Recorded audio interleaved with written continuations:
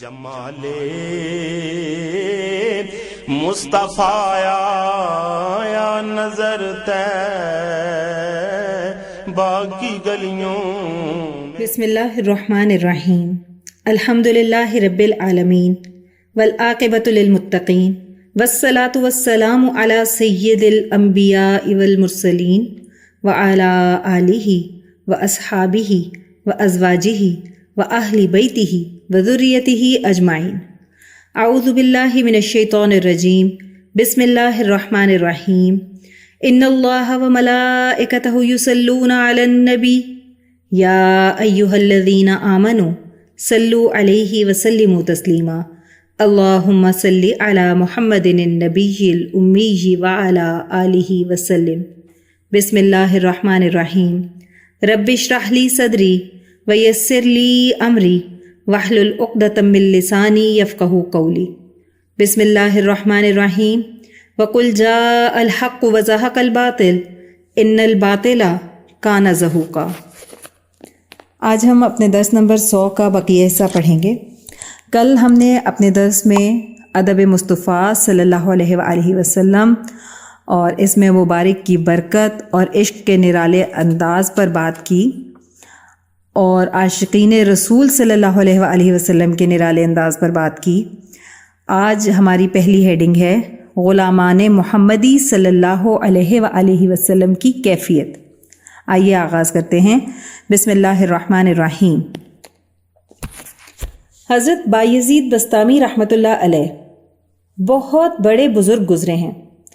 ایک مرتبہ حج کے لیے حاضر ہونے جا رہے تھے. بہت سارے مرید بھی ان کے ساتھ تھے اور اونٹنی صرف ایک ہی تھی جس پر تمام مریدوں کا سامان تھا. ایک کافر سامنے آیا اور کہنے لگا، بایزید رحمۃ اللہ علیہ، تم اتنے بڑے شیخ ہو، صاحب ولایت ہو، لیکن تمہاری شدت پسندی، ظلم اور ایسی بے رحمی ہے. حضرت بایزید رحمۃ اللہ علیہ نے پوچھا، بھائی کیا بات ہے؟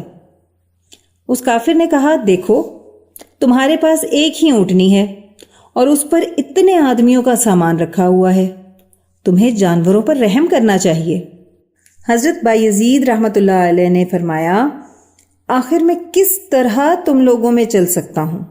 اگر بے سر و سامان توکل علی اللہ کر کے سفر کروں تو تم لوگ یوں کہو گے کہ فقیروں کی طرح سفر کرتے ہیں.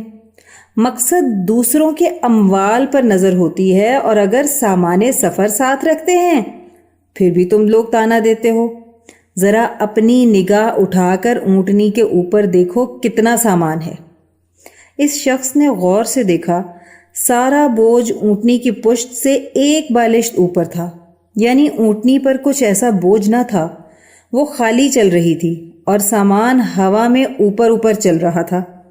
یہ سب دیکھ کر وہ شخص توبہ طائب ہوا.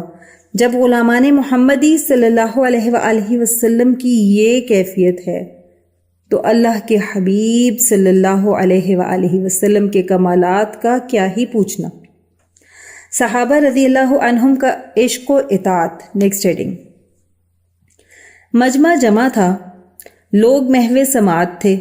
اللہ کے حبیب صلی اللہ علیہ وآلہ وسلم مصروف گفتگو تھے.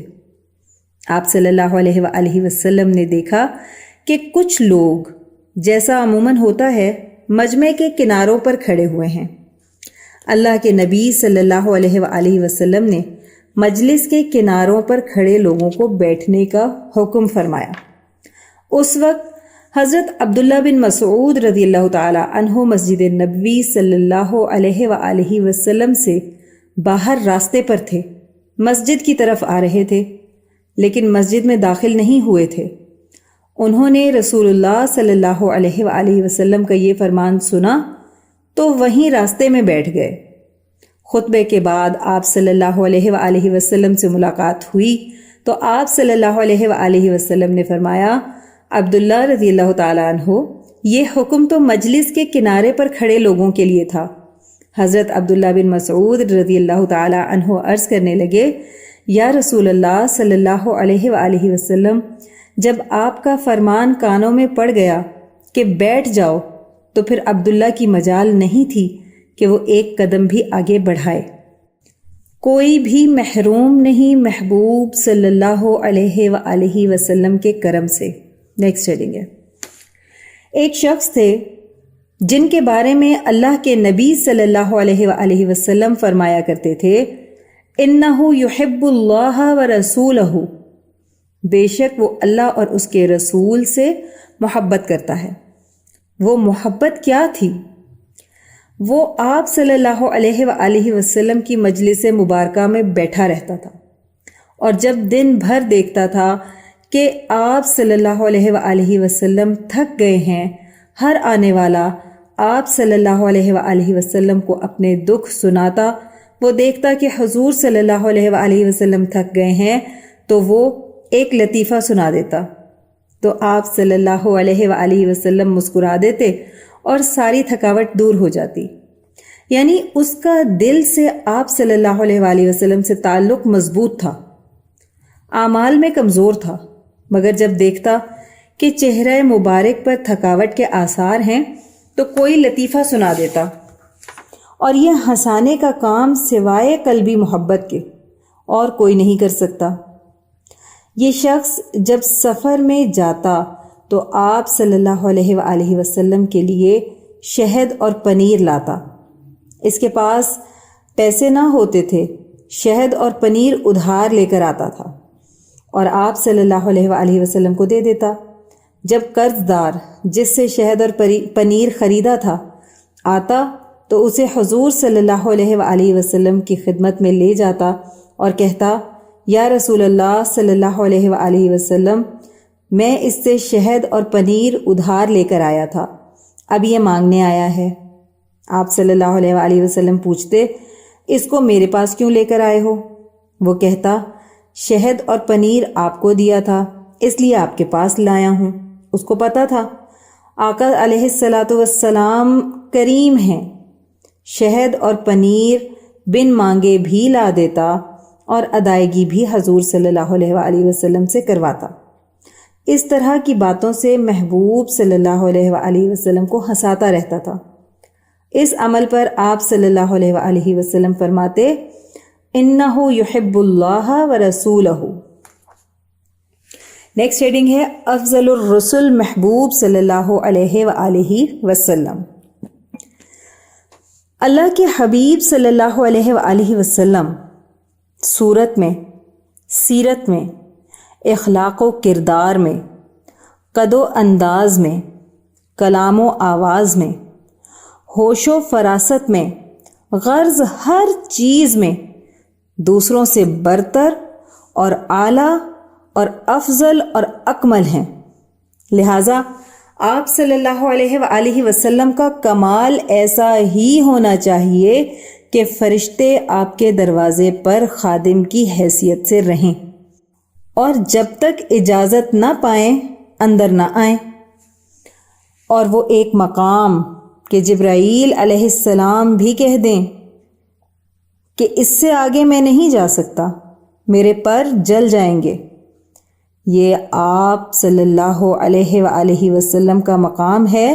آپ صلی اللہ علیہ وآلہ وسلم اکیلے تنہا ہی وہاں جا سکتے ہیں، اور کیوں نہ ہو، جبرائیل علیہ السلام کا نور تو نور اول یعنی نور مقدس صلی اللہ علیہ وآلہ وسلم ہی سے پیدا ہوا تھا۔ ہر جلوہ پر ضیاء رخ انور کا نور ہے، شانوں میں کیا بلند یہ شان حضور ہے صلی اللہ علیہ وآلہ وسلم۔ حضور صلی اللہ علیہ وآلہ وسلم کی لازوال عظمت۔ نیکسٹ ہیڈنگ،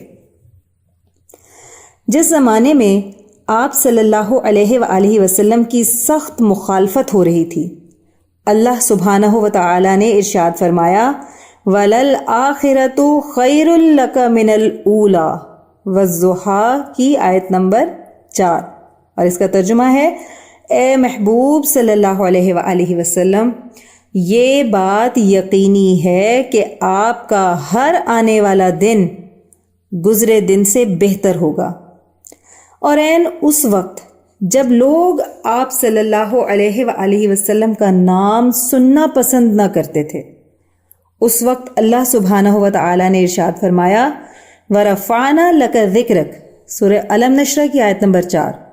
اور اے محبوب صلی اللہ علیہ وآلہ وسلم، ہم نے آپ کے لیے آپ کے ذکر کو بلند کر دیا۔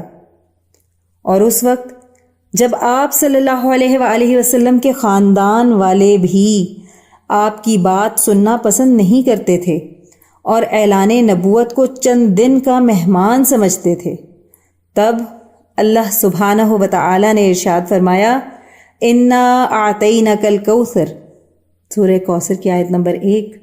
اے محبوب صلی اللہ علیہ وآلہ وسلم، ہم نے آپ کو خیر کثیر عطا کر دی۔ پھر آپ کی مقبولیت میں دن بدن اضافہ ہوتا چلا گیا۔ شروع میں آپ صلی اللہ علیہ وآلہ وسلم پر ایمان لانے والے چند سعادت مند تھے۔ بدر میں 313 ہوئے، حدیبیہ میں 1400 مسلمان تھے، فتح مکہ والے دن 10,000 آپ صلی اللہ علیہ وآلہ وسلم کے ساتھی بن گئے۔ غزوہ حنین میں 12,000، اور جب آپ صلی اللہ علیہ وآلہ وسلم دنیا سے تشریف لے جا رہے تھے، اس وقت محبوب صلی اللہ علیہ وآلہ وسلم کے ساتھیوں کی تعداد 1,25,000 تھی۔ قسمت عمر رضی اللہ تعالی عنہ۔ Next heading. حضرت عمر رضی اللہ تعالی عنہ فرماتے ہیں کہ میں اللہ عز و جل کا شکر ادا کرتا ہوں کہ رسول اللہ صلی اللہ علیہ وآلہ وسلم کی زبان مقدس پر دعا کے وقت میرا نام پہلے آیا اور اس کے بعد ابو جہل کا۔ جب آپ صلی اللہ علیہ وآلہ وسلم دعا فرما رہے تھے، یا اللہ عمر بن الخطاب یا عمر بن الحشام یعنی ابو جہل کو مجھے عطا کر دے تاکہ اسلام کو قوت حاصل ہو، چونکہ میرا نام پہلے زبان مقدس صلی اللہ علیہ وآلہ وسلم پر آیا، اس لیے اللہ عز و جل نے مجھے ایمان کی دولت سے نوازا اور ابو جہل بدقسمت ٹھہرا۔ چہرہ مبارک صلی اللہ علیہ وآلہ وسلم کی زیارت کی فضیلت و برکت۔ Next heading. حضرت عبداللہ بن رواحہ رضی اللہ تعالی عنہ چہرہ انور کی تابانی کے متعلق فرماتے تھے، اگر سید عالم صلی اللہ علیہ وآلہ وسلم کی رسالت کے لیے کوئی نشانی نہ ہوتی تو صرف چہرہ مبارک ہی اس کے لیے کافی تھا۔ چنانچہ جس نے عقیدت اور حقیقت کے طور پر دیکھا وہ جاں نثار بن گیا، مگر جس نے تنقید کے لیے دیکھا وہ محروم رہا۔ حقیقی چچا ابو لہب نے 40 سال تک چہرہ انور دیکھا، وہ تو دوزخ میں جل رہا ہے، اور عاشق صادق صحابہ رضی اللہ عنہم کو دنیا میں ہی جنتی ہونے کی بشارت دے دی گئی۔ دستے مبارک کی برکت۔ Next heading. ایک شخص آپ صلی اللہ علیہ وآلہ وسلم کی خدمت میں آیا اور اپنے بیٹے بشر رضی اللہ تعالی عنہ کو بھی اپنے ساتھ لے آیا۔ آپ صلی اللہ علیہ وآلہ وسلم نے بچے کے لیے برکت و سعادت کی دعا فرمائی اور اس بچے کے سر اور چہرے پر اپنا ہاتھ مبارک پھیر دیا، جس کا اثر یہ ہوا کہ اس کا چہرہ ہمیشہ چمکتا رہا، اور بشر رضی اللہ تعالی عنہ کسی بیمار پر اپنا ہاتھ پھیر دیتے تو وہ تندرست ہو جاتا۔ حضرت امیر معاویہ رضی اللہ تعالی عنہ کا عشق۔ Next heading. سید دو عالم صلی اللہ علیہ وآلہ وسلم اپنے بال مبارک اور ناخن مبارک صحابہ رضی اللہ عنہم کو عطا فرما دیا کرتے تھے، جیسا کہ حجۃ الوداع کے موقع پر تقسیم فرمائے۔ صحابہ رضی اللہ عنہم ان کو بہت حفاظت کے ساتھ رکھتے تھے۔ حضرت امیر معاویہ رضی اللہ تعالی عنہ بنو امیہ کے سیاست دان، لشکر اسلام کے جرت مند سپہ سالار تھے، کاتب وحی کا اعزاز پانے والے جلیل القدر صحابی رضی اللہ عنہ، جنہوں نے خشکی سے نکل کر سمندروں کی وسعتوں پر بھی مسلمانوں کی حکمرانی اور نگرانی قائم کی۔ 29 سال سے زائد عرصہ اقتدار پر فائز رہے، جنہیں فاروق اعظم رضی اللہ تعالی عنہ نے عرب کا کسریٰ قرار دیا۔ یہ سیدنا معاویہ رضی اللہ تعالی عنہ جب اس دنیا سے رخصت ہونے لگے تو عشق و محبت میں ڈوب کر فرمایا، میں نے سرکار دو عالم صلی اللہ علیہ وآلہ وسلم کا کرتا مبارک، بال مبارک اور ناخن مبارک سنبھال کر رکھے ہیں، لہٰذا جب میں اس دنیا سے رخصت ہونے لگوں تو اسی کرتے مبارک سے مجھے کفن دینا اور ناخن مبارک کا سرما بنا کر میری آنکھوں میں لگا دینا اور بال مبارک کو میرے جسم پر رکھ دینا۔ سبحان اللہ۔ نیکسٹ ہیڈنگ ہے محبوب صلی اللہ علیہ وآلہ وسلم کے حسن کی چند جھلکیاں۔ لکھتے ہیں کہ ہماری آرزو ہے کہ حضور صلی اللہ علیہ وآلہ وسلم کے شمائل کا درس بیان کریں اور ہماری بھی قسمت جاگ اٹھے کہ زندگی میں وہ شب بھی آ جائے کہ آنکھیں بند ہوں اور مقدر جاگ اٹھے، میں سو جاؤں یا مصطفیٰ کہتے کہتے، کھلے آنکھ صلی علی کہتے کہتے۔ صحابہ رضی اللہ عنہم ایک دوسرے سے پوچھتے تھے کہ محبوب صلی اللہ علیہ وآلہ وسلم کیسے تھے؟ ایک دوسرے سے دریافت فرماتے، کیا تم نے دیکھا نہیں؟ تو فرماتے کہ دیکھ کر بھی نہ دیکھ پائے، ہمت ہی نہ تھی کہ جمال جہاں آرا صلی اللہ علیہ وآلہ وسلم کو آنکھ بھر بھی دیکھ سکیں۔ حضرت حسان بن ثابت رضی اللہ تعالیٰ عنہ فرماتے ہیں کہ میں حضور صلی اللہ علیہ وآلہ وسلم کے شمائل کو تمہارے سامنے بیان کرتا ہوں تو اس کی وجہ یہ ہے کہ مجھے محبوب صلی اللہ علیہ وآلہ وسلم کو دیکھنے کا طریقہ آ گیا تھا۔ میں اپنی آنکھوں پر انگلیوں کو رکھ کر انگلیوں کے پور سے دیکھتا تھا، کہیں حضور صلی اللہ علیہ وآلہ وسلم کی چمک سے میری آنکھوں کی بینائی نہ جاتی رہے۔ حضرت جابر بن سمرہ رضی اللہ تعالی عنہ فرماتے ہیں کہ چاند کی 14ویں رات تھی، محبوب صلی اللہ علیہ وآلہ وسلم یمنی چادر اوڑھے استراحت فرما رہے تھے، اور میں کبھی آسمان کو دیکھتا اور کبھی جمال جہاں آرا کو دیکھتا اور سوچ رہا تھا کہ میں فیصلہ کروں کہ آسمان کا چاند خوبصورت ہے یا مدینے کا چاند خوبصورت ہے۔ پھر فیصلہ کیا کہ واقعی مدینے کا چاند خوبصورت ہے، کیونکہ چاند کی چمک بھی حضور صلی اللہ علیہ وآلہ وسلم کے در کی خیرات ہے۔ کائنات میں جہاں بھی اجالا ہے وہ محبوب صلی اللہ علیہ وآلہ وسلم کا نور ہے۔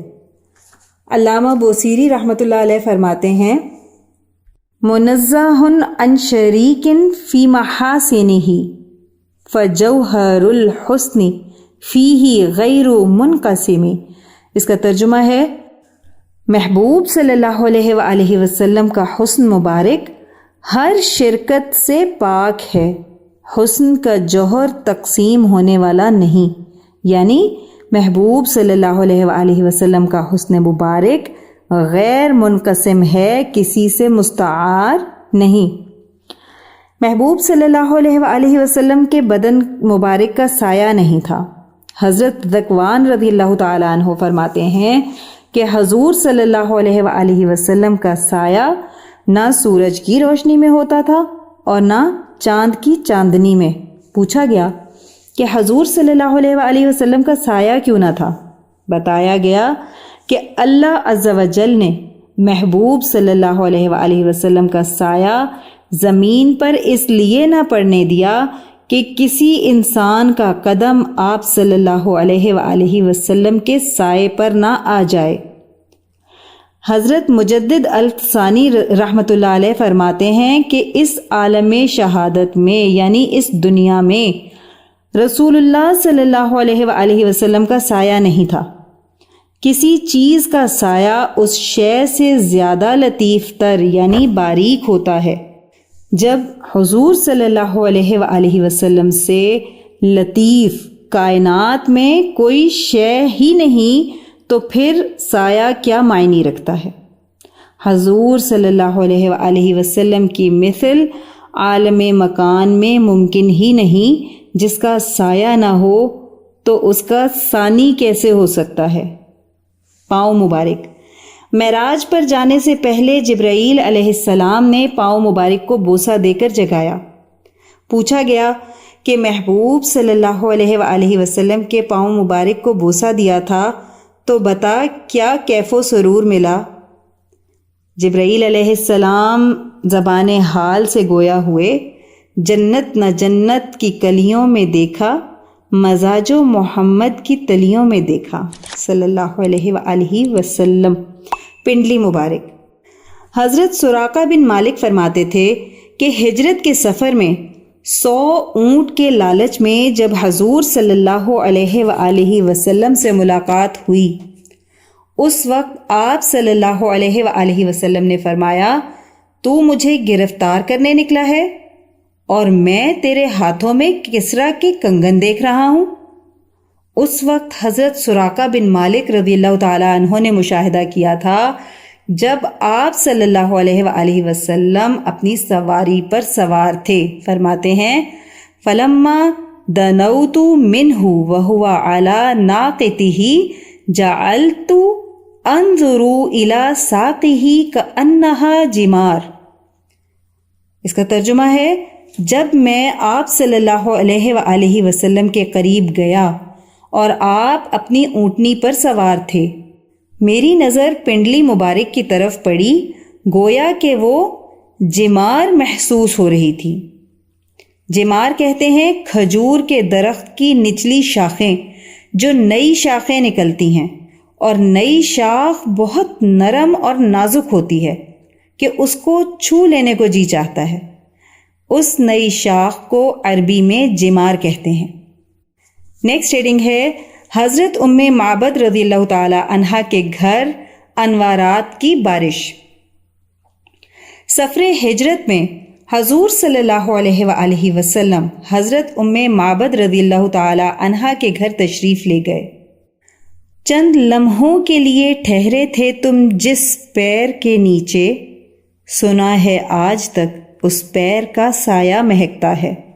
محبوب صلی اللہ علیہ وآلہ وسلم کے تشریف لانے سے حضرت ام معبد رضی اللہ تعالی عنہ کا خیمہ چمک اٹھا۔ انوارات کی بارش دیکھ کر ان کے شوہر ابو معبد رضی اللہ تعالی عنہ پوچھنے لگے کہ آج کون آیا تھا، کیا معاملہ ہوا ہے؟ فرمانے لگیں، ایک صاحب آئے تھے صلی اللہ علیہ وآلہ وسلم، اجمل من بعید احسن من قریب، کہ دور سے خوبصورت نظر آ رہے تھے اور قریب آئے تو اور بھی زیادہ خوبصورت نظر آنے لگے۔ حضرت ام معبد رضی اللہ تعالی عنہا کو حضور صلی اللہ علیہ وآلہ وسلم کا نام مبارک پوچھنا یاد نہ رہا۔ انہوں نے اپنے طور پر نام رکھ لیا مبارک، کہ ہمارے گھر مبارک آئے تھے۔ حضرت ام معبد رضی اللہ تعالی عنہا جب آپ صلی اللہ علیہ وآلہ وسلم کا تذکرہ اپنے شوہر کو سناتی ہیں تو ساتھ بچہ بھی بولتا ہے، امی یہ بھی تو بتاؤ کہ انہوں نے بکری کی پشت پر کیسے ہاتھ رکھے تھے؟ حضرت ابو معبد رضی اللہ تعالی عنہ کو بہت اشتیاق ہوا، کہنے لگے مجھے بھی بلا لیا ہوتا، میں بھی زیارت کر لیتا۔ اب میں بکریاں چرانے دور نہ جایا کروں گا، اب مبارک آئیں تو مجھے بھی بلا لینا۔ اب جب حضرت ابو معبد رضی اللہ تعالی عنہ شام کے وقت گھر آتے، حضرت ام معبد رضی اللہ تعالی عنہ کھانا پیش کرتی ہیں تو ابو معبد رضی اللہ تعالی عنہ کہتے، کھانا بعد میں کھائیں گے، پہلے مبارک کی باتیں سناؤ۔ حضرت ابو معبد رضی اللہ تعالی عنہ کو بڑا انتظار تھا۔ وقت گزرتا گیا، حضرت ام معبد رضی اللہ تعالی عنہ کسی کام سے مدینہ شہر کی طرف نکلیں، ساتھ بچہ بھی تھا۔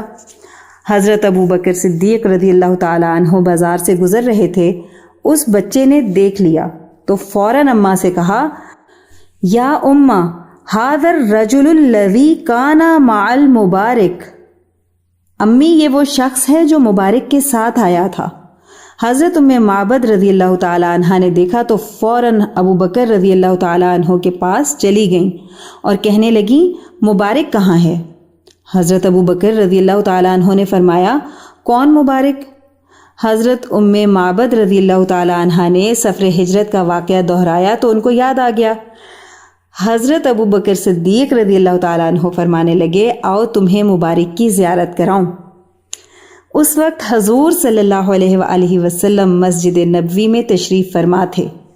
بیٹے نے فوراً دیکھ کر کہا، امی وہ دیکھیں مبارک صلی اللہ علیہ وآلہ وسلم۔ اس کے بعد دونوں نے ایمان کی دولت حاصل کی۔ شام کو جب واپس پلٹے تو حضرت ابو معبد رضی اللہ تعالیٰ عنہ گھر آئے۔ ماں کہنے لگی، تیرے باپ کو پہلے میں بتاؤں گی۔ بچہ کہنے لگا، اماں پہلے میں نے دیکھا ہے اس لیے میں بتاؤں گا۔ حضرت ابو معبد رضی اللہ تعالیٰ عنہ گھر آئے۔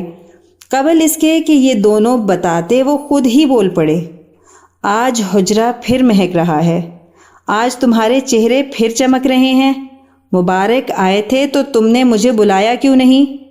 کہنے لگیں، مبارک نہیں، ہم تو مبارک کا پتہ ڈھونڈ آئے ہیں، دنیا انہیں محمد صلی اللہ علیہ وآلہ وسلم کہتی ہے۔ یہاں ہمارا درس نمبر 100 مکمل ہو گیا۔ آئیے دعا کر لیتے ہیں۔ اللہم صلی علی محمد النبی الامی وعلی آلہ وسلم۔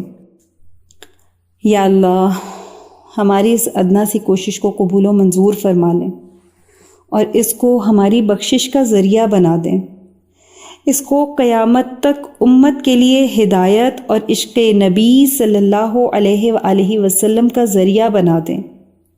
اے اللہ، جو کچھ پڑھا سنا اس کا ثواب سب سے پہلے آقا کریم صلی اللہ علیہ وآلہ وسلم کی بارگاہ عالیہ میں تحفتاً ہدیتاً نذرانتاً محبتاً عقیدتاً پیش کرتے ہیں، قبول و منظور فرما لیں۔ نبی کریم صلی اللہ علیہ وآلہ وسلم کی برکت اور وسیلہ جمیلہ سے اس کا ثواب تمام انبیاء کرام، خلفائے راشدین، امہات المؤمنین، اہل بیت اطہار، صحابہ کرام، صحابیات، بزرگان دین، اولیاء اللہ، شہداء، صدیقین، صالحین، مؤمنین، مؤمنات، مسلمین، مسلمات کو پیش کرتے ہیں، قبول و منظور فرما لیں۔ الہی، اس کا ثواب سلسلہ قاسمیہ، عزیزیہ، نقشبندیہ، مجددیہ کے تمام بزرگان، بالخصوص شیخ الاولیاء حضرت مولانا مہر محمد صاحب رحمۃ اللہ علیہ، شیخ الحدیث حضرت مولانا عبدالحکیم صاحب رحمۃ اللہ علیہ، اور شیخ الاسلام حضرت مولانا محمد عبدالعلیم قاسمی صاحب رحمۃ اللہ علیہ کو پہنچا دیں، اور ہمارے بزرگان کے بلند درجات کو اور بھی زیادہ بلند فرما دیں، اور ان پر اپنی رحمت خاصہ کا نزول فرما دیں۔ یا اللہ، ہمارے مرشد گرامی حضرت شیخ عزیز القاسمی حکیمی مہروی نقشبندی مجددی دامت برکاتہم العالیہ پر اپنا خاص فضل اور خانقاہ اور مدرسے پر اپنا خصوصی کرم فرما دیں، اور انہیں امت کے لیے ہدایت و شفا کا ذریعہ بنا دیں۔ آمین بحرمت سید المرسلین صلی اللہ علیہ وآلہ وسلم۔ سبحان ربک رب العزت عما یصفون وسلام علی المرسلین والحمد للہ رب العالمین۔